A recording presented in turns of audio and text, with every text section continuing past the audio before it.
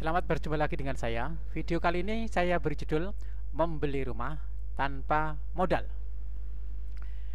Isi video ini sangat berkaitan erat dengan video lain yang berjudul Cara Cepat Menguasai Properti. Silakan sebaiknya Anda simak video tersebut. Jika Anda menemukan sebuah rumah yang diperkirakan harga rendah, maka langkah pertama adalah ketemu dengan pemilik rumah atau yang mewakili atau perantara, atau bahkan juga calo juga boleh.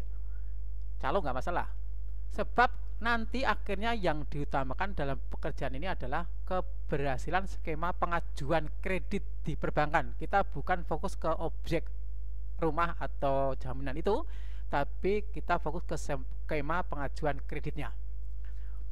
Untuk mempermudah pemahaman materi ini, akan saya sertakan bagan dialog ya, supaya percakapan ini untuk menggambarkan kalau seandainya Anda nanti action atau Anda praktek. Dan percakapan ini yang sering terjadi dalam eksekusi atau membeli rumah. Baiklah, misalnya pertama, penjual rumah ditawarkan rumah dengan luas bangunan sekian, luas tanah sekian, harganya 500 juta misalnya. Kemudian pembeli bisa lewat telepon atau bisa ketemu langsung, akan minta mohon bisa dikirimkan fotokopi sertifikat serta lembar PBB terakhir. Ini tidak harus yang tahun terakhir ya. Catatan, jika NJOP itu nilai jual objek pajak yang ada di PBB ini tercantum dalam lembar PBB terlalu jauh nilainya dengan harga rumah yang ditawarkan, maka kita tinggalkan itu rumah itu, tidak usah kita eksekusi itu. Jadi kalau nilai NJOP-nya itu terlalu jauh dengan nilai penawaran, kita tinggalkan. Selisihnya nilai NJOP dan harga pasaran itu berbeda-beda antar daerah, tetapi umumnya di kabupaten di Jawa itu nilai pasar sekitar 5 atau 10 kali lipat dari nilai NJOP. Misalnya nilai NJOP-nya itu 100 juta, maka harga pasar jual beli pasar nanti sekitar 500 juta sampai 1 miliar. Jadi memang ada range 500 juta sampai 1 miliar. Nanti kita bisa bermain di angka itu. Kita lanjutkan bagian dialog ya. Setelah mendapatkan data tersebut, kita menghubungi pihak bank. Jadi setelah punya data berupa fotokopi sertifikat ataupun PBB, kita langsung menghubungi bank. Bahkan kalau perlu kita tidak usah tahu bentuknya rumah, tidak masalah, tidak tahu keadaan rumah tidak apa-apa. Yang penting kita mengetahui sertifikat dan NJOP. Dikira NJOP masuk, maka kita menghubungi bagian bank. Menghubungi bagian bank bisa saja tidak harus ketemu langsung, tapi kita bisa lewat telepon. Misalnya kita pembeli ya, saya nama titik-titik, usaha saya di sini, di jalan ini, akan mengajukan kredit sekitar 1 miliar untuk pembelian rumah di titik-titik. Catatan, memberikan informasi jual beli ini dilebihkan. Walaupun transaksi nanti akhirnya 500 juta, tapi kita mengatakan di bank dilebihkan. Artinya kita mengatakan bahwa nanti akan ada transaksi sebagai pengajuan kredit tersebut lebih tinggi dari 500 juta maksud saya. Jadi ini diajukan 1 miliar walaupun harganya 500 juta. Itu hak kita, tidak masalah, ini tidak melanggar aturan apapun, tidak ada yang dilanggar. Jadi kalau skema seperti ini sudah pada paham lah, jadi tidak ada yang dilanggar apapun. Toh kita belum ada transaksi, belum terjadi transaksi akad. Jadi kalau kita mengatakan kita mau beli rumah harga 1 miliar tidak apa-apa, walaupun nanti faktanya harganya 500 juta. Kemudian biasanya marketing KPR akan bertanya, oke Bapak siapkan aja berkas-berkasnya. Pembeli kita jawab bisa.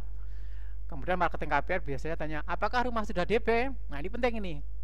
Pembeli kita harus menunjukkan bahwa kita mampu ya. Kita bilang aja rencana kalau disetujui akan saya DP 200 juta. Nah, jadi kita mengatakan akan DP 200 juta. Catatan, 1, kita menjawab akan memberi DP 200 juta itu hanya formalitas. Dan muncul nilai 200 juta itu diambil dari 20% dari angka 1 miliar tadi. Pengajuan kredit kan umumnya 2%-nya itu untuk DP-nya. Ingat, di sini kita tidak perlu benar-benar mempersiapkan uang 200 juta, kita hanya formalitas saja. 2, persiapan data perusahaan dan pribadi kita sedangkan selengkap mungkin. Sedangkan data penjual seperti KTP suami istri yang menjual itu menyusul aja, kita fokusnya ke banknya aja. Jangan lupa jika disuruh menyerahkan nomor HP penjual, misalnya nih banknya tanya atau marketing tanya, Bapak bisa minta nomor HP penjual, tapi ini jarang terjadi, maka kita berikan nomor HP lain, jangan nomor penjual itu, kita berikan nomor HP lain yang nanti kalau dihubungi yang jawab ya kelompok kita atau kita sendiri. Untuk itu kita mempersiapkan 2 nomor HP supaya jika pihak bank akan mengontak penjual, maka kita sendiri yang menjawab. Ini paham ya maksud saya? Contoh marketing KPR melakukan kontak dengan penjual. Contoh, ini tapi jarang terjadi. Selamat siang, apakah ini dengan Bapak X yang mau menjual rumah 1 miliar? Penjual, nah penjual ini harus kita siapkan. Kita yang jawab atau kelompok kita. Oh ya, nama saya titik-titik, saya diberi tanggung jawab rumah tersebut karena pemiliknya di luar kota sibuk.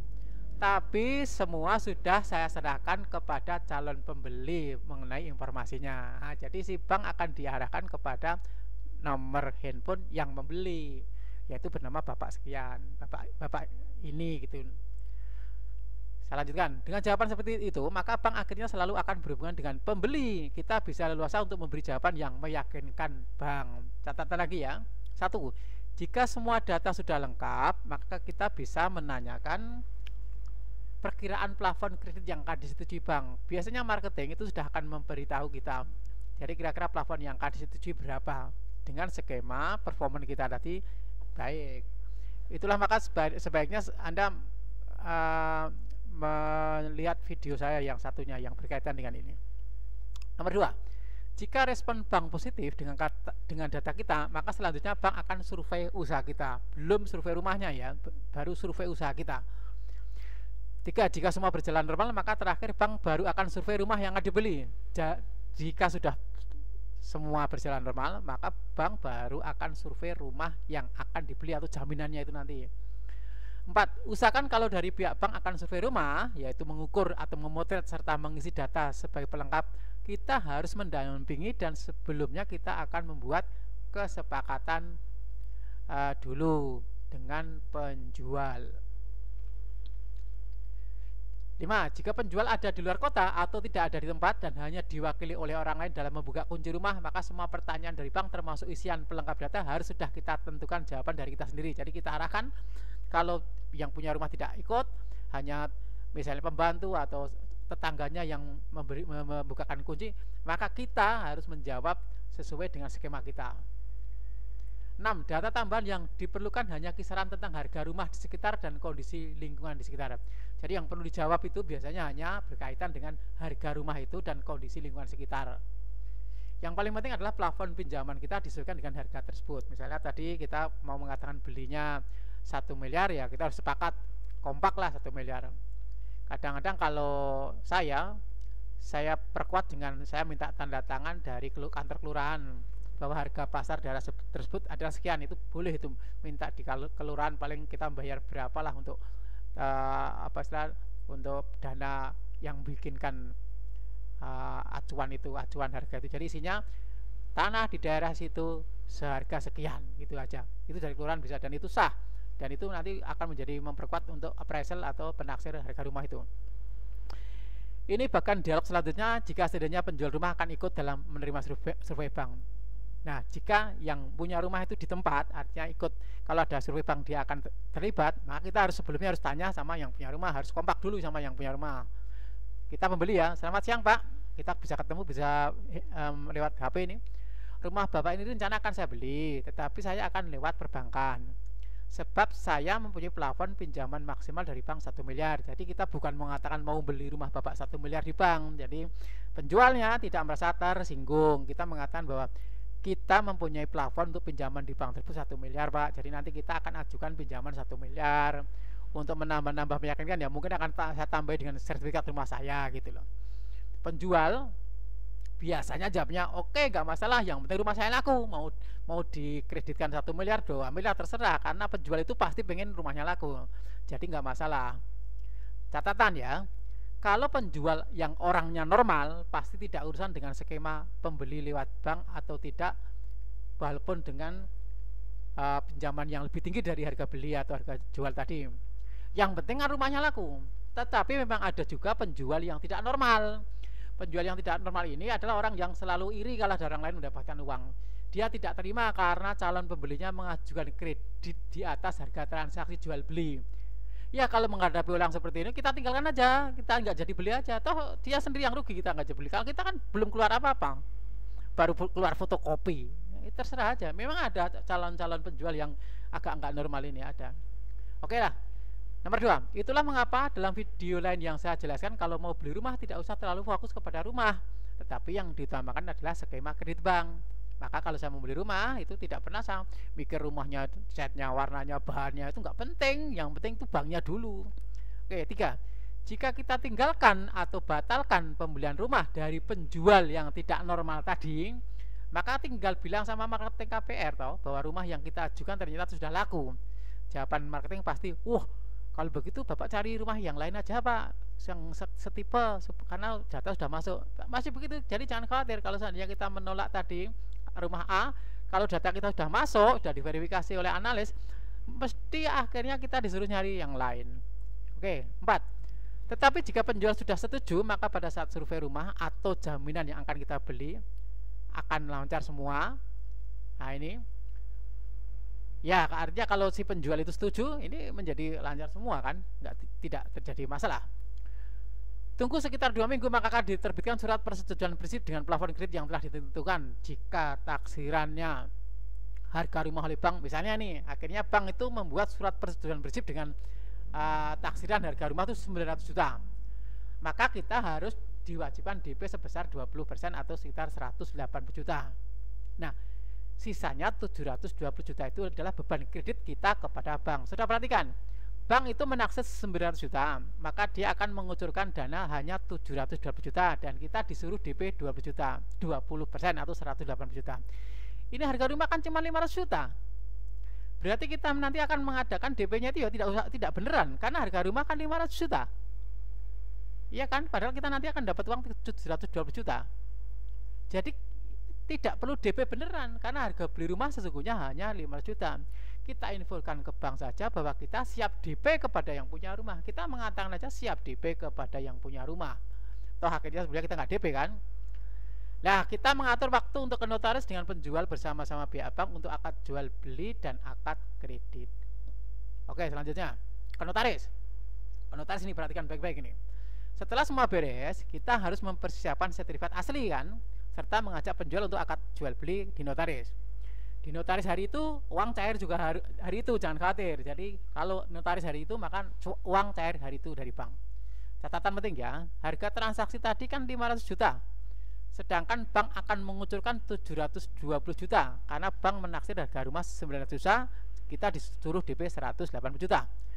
Maka kita harus membuat transaksi tertulis di kwitansi aja atau boleh kertas dengan isi redaksinya adalah sebagai berikut.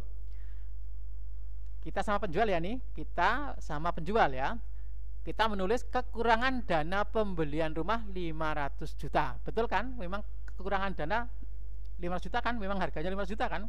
Ingat, isinya bukan pembelian rumah seharga 500 juta, tetapi kekurangan dana pembelian rumah 500 juta. Kwitansi atau tanda bukti ini nanti diserahkan ke bank, bukan ke notaris. Jadi kita kasihkan ke banknya. Nah, bank akan melihat, oh berarti benar rumahnya sudah dibayar, tinggal kurang 500 juta. Artinya sudah di DP 220 juta malah itu DP-nya kan. Jadi karena harga rumah 5 juta, kita serahkan ke yang punya rumah, berarti ada sisa 220 juta. Dan yang 500 juta ditransfer kepada penjual atau yang punya rumah pertama, yang 220 juta ditransfer ke rekening kita. Jadi nanti kita akan mendapatkan rumah seharga 500 juta dan dapat uang senilai 220 juta. Inilah yang saya katakan, kita beli rumah tanpa modal malah mendapatkan modal. Oke, selanjutnya kita bagaimana memperkecil pajak penjualan dan pembelian. Baiklah, perhatikan baik-baik ya. Nilai jual rumah yang akan dicatatkan kepada notaris tidak harus 500 juta. Jadi kalau kita jual beli rumah seharga 500 juta, ke notaris nanti akad jual belinya ini bukan ke bank ya. Jadi dengan penjual dan pembeli, akad kreditnya jangan 500 juta, tapi cukup sesuai dengan NJOP. Misalnya NJOP-nya 100 juta, maka pajak penjual akan dikenakan 5% atau 5 juta dari pembeli dan 5% dari penjual. 5 juta. Dan di sini kita membuat akad jual beli, ini bukan akad kredit. Ini akad jual beli untuk menentukan pajak yang akan kita bayarkan kepada negara lewat notaris. Jadi setelah akad jual beli selesai baru akad kredit. Akad kreditnya nanti 720 juta. Saya ulangi ya, akad jual belinya aslinya 500 juta, tapi di dalam notaris kita tulis 100 juta biar pajaknya murah. Notaris mau nih, ini bukan hal yang apa kali udah terbiasa nih. Toh NJOP itu yang menentukan kan pemerintah nilai jual objek pajak. Ya pemerintah menilai seperti itu, maka ya kita sah jual beli NJOP sesuai dengan NJOP, kan bukan kita kurang ajar. Kita memang jual belinya sesuai dengan aturan pemerintah, yaitu nilai jual objek pajak menurut pemerintah. Oke. Saya kira cukup sekian video ini, dan simak video yang lain. Tapi untuk memperjelas mungkin akan saya buat video yang berupa materi, yaitu membuat laporan keuangan yang sesuai dengan limit kredit yang akan diajukan di bank. Nanti perlu laporan keuangan supaya skemanya pas dengan angsuran di bank yang diperbolehkan. Jadi kita nanti bisa utang plafon limit berapa dengan laporan keuangan itu. Kedua, menguasai properti dengan cepat. Ini sudah ada videonya, Anda tinggal lihat di video yang lain. Terima kasih, selamat